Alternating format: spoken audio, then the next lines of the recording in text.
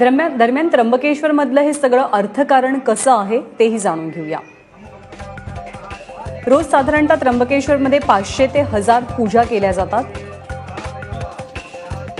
नारायण नागबळी पूजेचे साधारणतः 5000 ते 25000 रुपयांमध्ये त्याची दक्षिणा आकारली जाते। ही पूजा 3 दिवस चालते।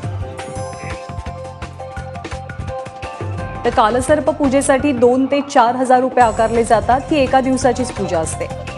जेवणाचा राहण्याचा हा खर्च वेगळा असतो। त्यामुळे त्र्यंबकेश्वरमध्ये रोजच्या रोज कोट्यवधींची उलाढाल होत असते।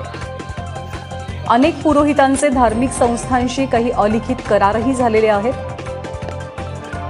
आणि अशा पुरोहितांचे अनुयायी ठराविक पुरोहितांकडूनच ही पूजा करून घेतात।